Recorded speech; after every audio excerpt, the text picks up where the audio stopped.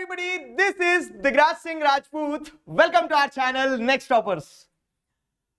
45 दिनों में अगर मैं आपसे कहूं कि आप क्लास 9th में हो या आप क्लास 10th में हो, लेकिन आगे आने वाले 45 दिन में अगर सही तरीके से प्रिपेयर करोगे, जैसा बताया जाएगा वैसा करोगे, तो आई कैन अश्योर यू कि आप भय मुक्त हो जाओगे। जी हां, let us have a direct insight into this कि how can we complete social science in the next upcoming 45 days. देखो, चीज बड़ी सिंपल है। आपके सामने एक सिलेबस है, आपके सामने एक क्लास है। जैसे आप क्लास 9th में हो, आप अप्रैल से पढ़ना शुरू करते हो, आप अप्रैल से पढ़ते हो मार्च तक, पूरा एक साल पढ़ते हो लगभग। उसके बाद में आप एग्जाम देते हो, और वही सिलेबस जैसे अगर आप देखोगे तो कल अगर एग्जाम में 2 दिन का गैप है तो आप 2 दिन में भी पढ़ रहे होते हैं। वही सिलेबस जैसे अगर आप देखोगे कि यार मैं तो जनवरी से पढ़ना शुरू कर रहा हूं तो 2 महीने भी पढ़ रहे होते हैं। तो it's not about the syllabus, it's not about the time, it's all about the strategy. आइए नजर दौड़ाते हैं उस द स्ट्रैटेजी पर। देखो, सिंपल सी चीज है, how to complete syllabus, how to complete social science, how to prepare for social science in class 9th और how to prepare for social science in class 10th से ज्यादा इंपॉर्टेंट और उससे पहले, हाउ से पहले इंपॉर्टेंट है व्हाट। पहले आपको यह तो पता हो कि करना क्या है आखिरकार। तो देखो, बड़ी सिंपल सी चीज है। क्लास 9th की अगर हम बात करें ना, तो क्लास 9th में आपको हिस्ट्री, देखो इस वीडियो में मैं आपको 9th और 10th दोनों के लिए एक रामबाण सॉल्यूशन बताऊंगा, एक रामबाण स्ट्रेटेजी बताऊंगा। तो अगर हम बात करें क्लास 9th हिस्ट्री की, तो हिस्ट्री में आपको पढ़ना क्या क्या है पहले ये तो पता करो। अब देखो, क्लास 9th में हो सकता है चीजें स्कूल टू स्कूल वेरी करें, लेकिन अगर ब्रॉडली बात की जाए तो French revolution, socialism in Europe, Nazism and the rise of Hitler, ये 3 ही मेन चैप्टर है। क्योंकि फॉरेस्ट सोसाइटी एंड कॉलोनियलिज्म और पेस्टोलिस्ट इन द मॉडर्न वर्ल्ड, जैसे पेस्टोलिस्ट वाला चैप्टर सिर्फ प्रोजेक्ट वर्क के लिए आना है अकॉर्डिंग टू सीबीएसई, और फॉरेस्ट सोसाइटी एंड कॉलोनियलिज्म वाला आपको सिर्फ इंटरनल असेसमेंट्स और पीरियोडिक टेस्ट में ही आना है। तो फाइनल एग्जाम में सीबीएसई के सर्कुलर के हिसाब से हिस्ट्री के 3 चैप्टर है। सिविक्स की अगर बात करें तो सिविक्स के सारे चैप्टर हैं आपके, ठीक है। What is democracy, why democracy, constitutional design, electoral politics, working of institution, democratic rights. तो ये आपके जितने भी चैप्टर है पांचों, ये पांचों के पांचों चैप्टर आपको सिविक्स में पढ़ना है। अब बात करें अगर ज्योग्राफी की, तो ज्योग्राफी में आपके सामने चैप्टर कौन कौन से देखो, India size and location, physical features of India, drainage, climate और natural vegetation and wildlife. तो जैसे क्लाइमेट आपका मैप वर्क के लिए आना है, natural vegetation and wild life आपका प्रोजेक्ट वर्क के लिए आना है। तो सीबीएसई का जो सर्कुलर है, उस सर्कुलर के अकॉर्डिंग हमें फाइनल एग्जाम में बहुत अच्छे से 3 चैप्टर प्रिपेयर करना है। The same goes for economics. Economics में अगर आप, और पॉपुलेशन भी है, एक 4 पॉपुलेशन भी है, तो यहां से अगर हम उठाएं कि फाइनल एग्जाम के हिसाब से हमारे पास जो ब्रॉड चैप्टर आना है तो वो ये 4 चैप्टर आना है। फाइन। इसके बाद अगर हम बात करें, मैं अगेन बता रहा हूं आपको कि स्कूल टू स्कूल चीजें वेरी करेंगी क्योंकि बोर्ड क्लास नहीं है, लेकिन सीबीएसई की सर्कुलर के हिसाब से अगर हम चले तो इकोनॉमिक्स में जैसे बताया गया कि chapter 1 story of village Palampur सिर्फ पीरियोडिक टेस्ट में आना है, दूसरा चैप्टर पीपल एज रिसोर्स, तीसरा पॉवर्टी एज ए चैलेंज, चौथा फूड सिक्योरिटी इन इंडिया। तो यहां पे भी 3 चैप्टर फॉर श्योर जो आपको पूरी तरह से पढ़ना है। तो मैंने बताया how to complete social science से पहले आपको यह पता होना चाहिए what to complete in social science. तो ये 3, ये 5, ये 3, तो 8 और 3 आपके कितने हो गए, 11, 11 और 4 आपके हो गए 15। तो ये 15 चैप्टर तो अपने प्रायोरिटी पे होना चाहिए कि 15 चैप्टर हम पहले बहुत अच्छे से करें, और फिर बाकी चैप्टर्स में जो आ रहा है, जैसे क्लाइमेट में अगर मैप वर्क आ रहा है तो मैप वर्क हम बहुत अच्छे से करेंगे। ये अगर पीरियोडिक टेस्ट में आ रहे थे, इनको पीरियोडिक टेस्ट में पढ़ के अपन खत्म कर चुके हैं, उस तरह से आपकी अप्रोच होना चाहिए। फाइन।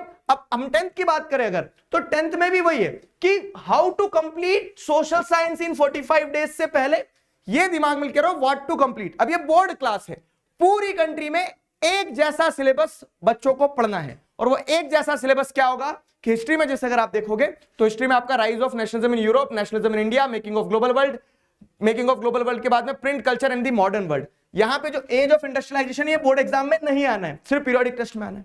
तो ये आपको अपने फाइनल एग्जाम के हिसाब से 4 चैप्टर ध्यान रखना है हिस्ट्री में। इसके बाद अगर हम आगे बढ़े सिविक्स में, तो सिविक्स में सारे chapters, power sharing, federalism, gender, region, caste, political parties, outcomes of democracy, तो ये पूरे पांचों के पांचों चैप्टर आपको पढ़ना है सिविक्स में, पूरे आएंगे फाइनल एग्जाम में।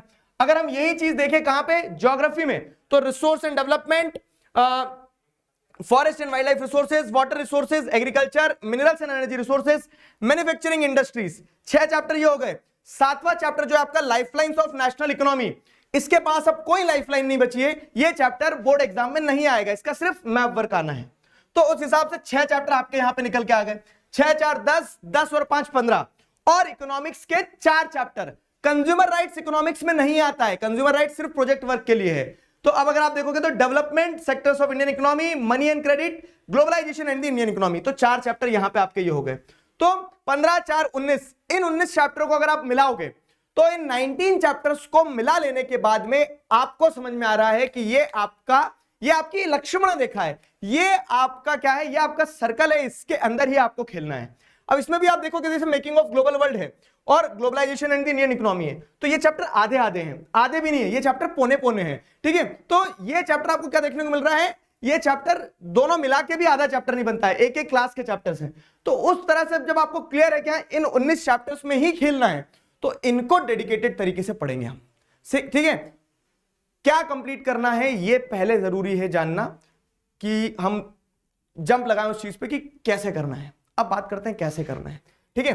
तो लेयर्स ऑफ व्हाट, अब इसमें भी आप देखो सिलेबस पता चल गया, अब सिलेबस में भी क्या करना है, घूटी बना के पी नहीं जाना है सिलेबस को, पी जाओ तो बढ़िया है, लेकिन मैं आपको प्रोवाइडेड कि अब समय कितना बचा है हमारे पास में, नवंबर एंड होते होते आप ये वीडियो देख रहे हो, दिसंबर जनवरी फरवरी 3 महीने में ब्रॉडली ले रहा हूं, इसमें भी 15 फरवरी से आपके पेपर चालू हो जाएंगे।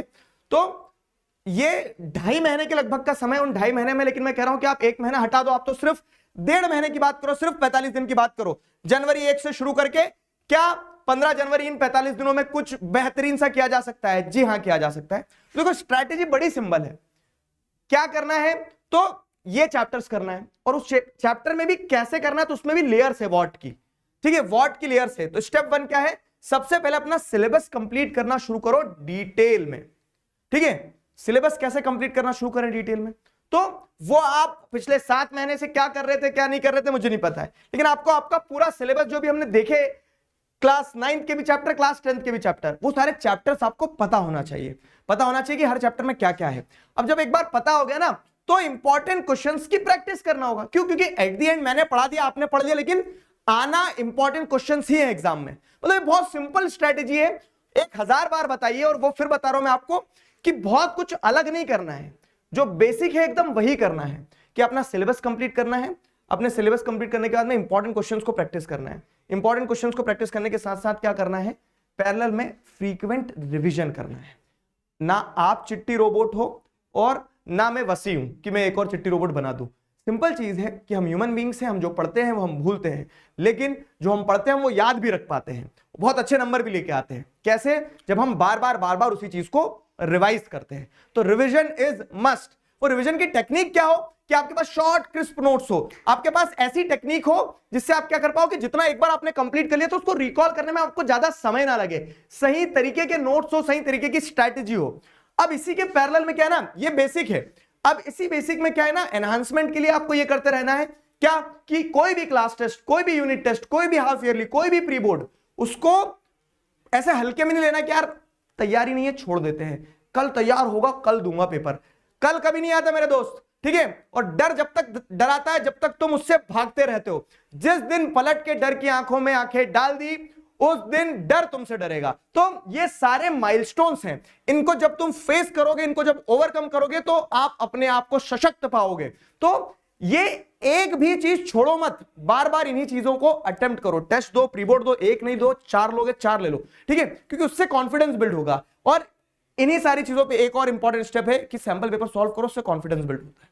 तो समझ में आ गया, सिलेबस कंप्लीट करना इन 45 दिनों के अंदर।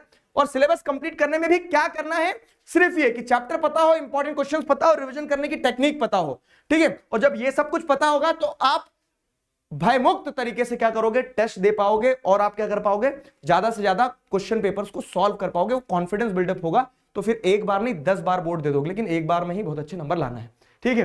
तो ये चीज करना है। अब सवाल ये आता है कि ठीक है सर, समझ में आ गया कि हाउ टू कंप्लीट सिलेबस से इंपॉर्टेंट है व्हाट टू कंप्लीट, तो we have to complete this जो हमने अभी डिस्कस किया, लेकिन कैसे करेंगे? सवाल ये है कि कैसे करेंगे। तो मैंने आपको बताया क्या, कि हर एक रिसोर्स, छोटे से लगा के बड़ा तक का रिसोर्स आपको मिल सकता है आप खुद कर सकते हो। जो मैंने आपको चीजें बताई, सिलेबस कंप्लीट करना है खुद से, क्यों नहीं कर सकते हो, कर सकते हो, ठीक है। लेकिन अगर आपको इन सारी चीजों से ऊपर जाके स्ट्रक्चर्ड तरीके से एक संकल्प के साथ में कि यार अब हम क्या है सिस्टमैटिक तरीके से, डिसिप्लिन तरीके से 45 दिन तक लग के काम कर सकते हैं, तो I welcome you on this journey. वो क्या है, वो है अभय। जैसा मैंने आपको बताया कि कंप्लीट सिलेबस करेंगे, रिवीजन की बेस्ट टेक्निक होगी, इंपॉर्टेंट क्वेश्चंस को डिस्कस करेंगे और टेस्ट भी लेंगे। फाइन, तो वो अभय के अंदर हम करने वाले हैं, वो क्लास 9th के लिए भी करने वाले हैं, वो क्लास 10th के लिए भी करने वाले हैं। तो 9th, और इनफैक्ट एक मजेदार चीज बता रहा हूं मैं आपको कि for the first time in country क्या कि 9th के लिए कुछ कोई लेकर आया है, क्योंकि 9th को क्या यूजुअली ऐसा सोचा जाता है कि 9th के बच्चे पढ़ते नहीं है, लेकिन मैं आपको एक यहाँ पे इंपॉर्टेंट चीज बता रहा हूं। 9th वो फाउंडेशन है जिसपे आपकी 11th बेस्ड होती है। 9th में आप जैसे देखोगे तो आप जो पढ़ रहे हो, तो साइंस में जो आप पढ़ रहे हो, मैथ्स में जो आप, अगर आपको ह्यूमैनिटीज लेना है तो जो आप पढ़ रहे हो, ज्योग्राफी में, जैसे कि एग्जाम्पल देता हूं, 9th की ज्योग्राफी की book same to same 11th में आती है। और पूरे एकेडमिक लाइफ में 9th और 11th ही दो ऐसी क्लासेस रहती हैं जो रिलेटिवली बच्चों को टफ लगती है। तो वो 9th के लिए अपना स्ट्रॉन्ग बेस आपके आगे के सफर में आपको बहुत मदद देने वाला है। और नेक्स्ट ईयर बोर्ड है, तो उस बोर्ड क्लास के लिए आप ग्रिल होना सीख रहे हो कि यार कैसे कैसे अपने आप को क्या करना है, कैसे अपनी लिमिट्स को पुश करना है। तो अब है बैच इज दी, कह सकते हैं ना, one shot solution for all your problems. क्यों? क्योंकि इसमें हम क्या करने वाले हैं, देखो इसमें हम क्या करेंगे, हफ्ते में 4 दिन हर एक सब्जेक्ट, इसमें आपका Hindi, English, maths, SST, science और आईटी सब कुछ होगा। तो इनमें से 3 सब्जेक्ट्स की क्लासेस लाइव होने वाली है। हमने आपको बैच ओरिएंटेशन मतलब बैच लॉन्च में सब कुछ बताया था। तो हर, जैसे आप बात कर रहे हैं साइंस की या फिर मैथ्स की, एसएसटी की, तो classes will be 4 days in a week, 4 दिन आपकी क्लासेस होगी ही होगी, ठीक है। Every 5th class will be a doubt solving class, हर 5वीं क्लास आपकी डाउट सॉल्विंग क्लास होगी, ठीक है। हर 5वीं क्लास आपकी डाउट सॉल्विंग क्लास कैसे होगी, तो 4 क्लास में अगर मान लो हमने 4 चैप्टर कंप्लीट किए, तो 5वीं क्लास में पढ़ेंगे नहीं, डाउट्स डिस्कस करेंगे। फिर उसके साथ साथ क्या है, flow of the class, class का फ्लो कैसा रहेगा, आखिरकार पढ़ेंगे कैसे सर, एक क्लास में चैप्टर कैसे हो जाएगा। तो बेस्ट क्रिस्प तरीके से पढ़ाया जाएगा, जिसमें पूरा चैप्टर पढ़े, लेकिन ऐसे पढ़ें कि जिससे जिन्हें सब कुछ पढ़ दिया है उनका रिवीजन हो जाए, जिन्हें कुछ नहीं पढ़ा उन्हें सब कुछ पता चल जाए, और साथ साथ में क्वेश्चन आंसर्स प्रैक्टिस होते चले कि हाँ यार ये इंपॉर्टेंट क्वेश्चन हैं जो आ सकते हैं। फाइन, साथ ही साथ क्या है, मैप वर्क, जैसे सोशल साइंस की अगर मैं बात करूं, ऐसे आपको साइंस का और मैथ्स का आपके शोभित भैया और प्रशांत भैया बताएंगे। अगर मैं बात करूं सोशल साइंस की, तो सोशल साइंस में जैसे मैप वर्क इंपॉर्टेंट होता है, तो एक क्लास में अपन प्रॉपर मैप वर्क कर लेंगे। फिर बात आ रही है क्या क्या आपके मन में सवाल होंगे, अगर मैंने लाइव छोड़ दिया तो आपको रिकॉर्डेड मिल जाएंगी क्लासेस। अगर मान लो मैंने कह सकते हैं कि अभी तो पढ़ना शुरू ही नहीं किया है, तो मैं आपको बता रहा हूं कि पूरा चैप्टर एक्सप्लेन भी करूंगा, ठीक। तो आपके जो डर हो सकते हैं ना, जो आपके भय हो सकते हैं, इस बैच का नाम अभय क्यों है, क्योंकि वो आपको सारे भय से मुक्ति दिला रहा है, ठीक है। तो जितने भी व्हाट इफ्स हैं आपके मन में कि लाइव छूट गया, तो अगर मान लो मैंने सब कुछ पढ़ लिया तो मुझे जरूरत है क्या, तो अगर आपको रिवीजन करना है तो यू कैन, और अगर आपको ऐसा है कि मैंने कुछ नहीं पढ़ा है, स्क्रैच से कैसे करूंगा, तो आपको ब्रॉडली सारे चैप्टर एक्सप्लेनेशंस मिल ही जाएंगे। कब होंगे क्लासेस, मैं तो स्कूल जाता हूं, कोचिंग जाता हूं, ये वो सारी चीजें, तो टाइमिंग्स 2 स्लॉट रहेंगे, फाइन, और वो यूजुअली शाम में ही रहते हैं आपके स्कूल्स के बाद में।